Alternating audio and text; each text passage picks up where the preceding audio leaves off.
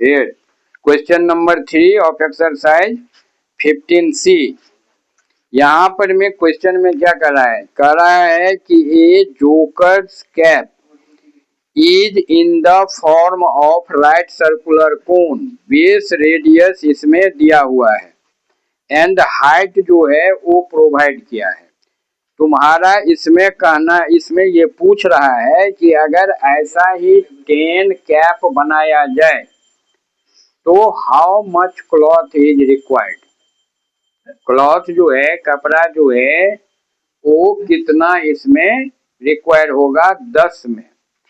तो यहाँ पर मैं तुमको, जैसे हम ये बनाए हैं, इट इज ए कोन। ये कोन बनाने में हमको, एक कोन बनाने में जितना कागज लगेगा उतना ही कागज को 10 से अगर हम गुना कर देंगे तो 10 ऐसा कोन बन जाएगा, 10 ऐसा कोन जो है वो बन जाएगा। यहाँ जोकर का कैप है, उसमें एक में, तो अब तुम इसका कहना है, अभिनव इज आस्किंग दैट कि why we have to find curve surface area. इसका कहना है कि इसका कर्व सरफेस एरिया ही हम क्यों निकालेंगे। तो कर्व सरफेस एरिया इसलिए निकालेंगे कि ये जो बना है वो किससे बना, इसको खोलने के बाद क्या मिला हमको, इसके अलावा कुछ मिला? पेपर के अलावा, पेपर के अलावा हमको कुछ नहीं मिला। यानी इतना बड़ा पेपर हमको, इतनी एरिया की पेपर हमको चाहिए उस कैप को बनाने के लिए। तो कैप है बना हुआ है, that means that must be stitched, सिला होगा, उसको खोलना संभव नहीं है। खोल देंगे तो फिर वो कैप नहीं रह जाएगा। तो अब देखो, ये जो कैप बन रहा है वो किससे बना? पेपर से। इसका सरफेस, ये पेपर जो है वो कहाँ लगा हुआ है? इसमें, बेस में है, इसमें है। इसके टोटल सरफेस एरिया या कर्व सरफेस एरिया दो में से एक निकालना है। तो अब आपको देखना ये है कि टोटल सरफेस एरिया अगर हम निकालते हैं तो एरिया ऑफ बेस भी निकालना होगा। एरिया ऑफ बेस में है, क्लॉथ है, इसके लिए रिक्वायरमेंट है क्लॉथ का? नहीं है। वो कहाँ पर है? क्लॉथ कहाँ पर है सौरभ? क्लॉथ कहाँ पर है? क्लॉथ कहाँ पर है? टोपी जो बना, केवल ये है सरफेस, यानी कर्व सरफेस। क्लॉथ जो है वही कर्व हुआ है तो टोपी बन गया है। इसलिए इस क्वेश्चन में हम क्या निकालेंगे? CSA निकालेंगे। CSA निकालने के लिए फॉर्मूला होता है पाई आर एल। CSA निकालने के लिए फॉर्मूला है पाई आर एल। अब यहाँ हम देखेंगे, यहाँ यही बात हम तुम लोगों को समझा रहे थे। डस्टर नहीं दिख रहे हैं। नंबर 3 इसमें कह रहा है, जैसा बताएं कि इसमें कह रहा है क्या कि एक जोकर कैप है। तो कैप जो है वो क्या है? कोनिकल कैप है। क्या है कैप? कोनिकल कैप है। यानी जोकर्स कैप जो होता है, जोकर्स कैप वो क्या होता है? कोनिकल होता है। ये बात ध्यान रखना है। जोकर्स कैप कहा, that means it is conical. बात समझे ना? ये राउंड नहीं हो सकता है, ये रेक्टेंगुलर नहीं हो सकता है। जोकर कैप एक अलग कैप ही है जो इसी टाइप का होगा।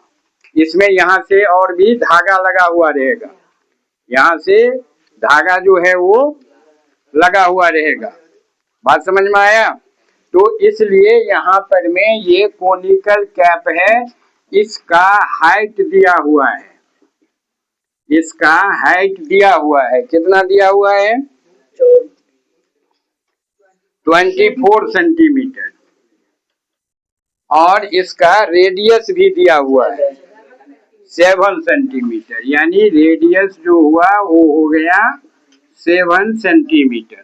अब हम यहाँ पर में इसको ये जान लिए कि क्यों हमको इसमें CSA निकालना है, ये बात स्पष्ट हो चुकी है। तो हम यहाँ लिखेंगे CSA ऑफ कोन, ये इक्वल टू क्या होता है? पाई आर एल। पाई का वैल्यू ले लेंगे 22/7। 7। आर हमको दिया हुआ है 7 सेंटीमीटर। अब यहाँ पर मैं आकर के पता चल रहा है कि एल कहाँ है। एल क्वेश्चन में नहीं है, तो एल का क्या होता है, एक फॉर्मूला होती है, क्या होती है formula, H square plus R square, H square plus R square. इतना ये सेंटीमीटर, 1 सेंटीमीटर यहाँ है, 1 सेंटीमीटर यहाँ है, दोनों का राउंडिंग हो जाएगा। ये 7 से ये 7 कट गया डिवाइड में, ये बच गया 22 इंटू रूट अंडर 24 का स्क्वायर अब प्लस 7 का स्क्वायर। इसको करोगे 576 होगा, 24 जा अब प्लस 49, ये 625 हो रहा है, ये हो गया 625 सेंटीमीटर। बात समझ में आ गया। अब यहाँ पर में कितना हो जाएगा, ये 22 into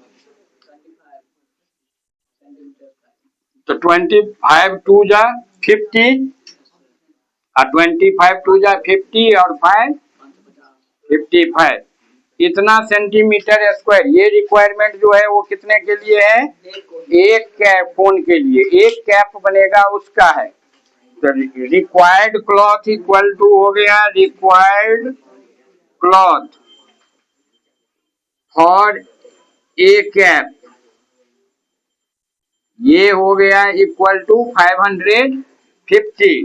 the required cloth for 10 caps, तो 550 इंटू 10 कितना हो गया, 5550 सेंटीमीटर। ये आंसर हो गया।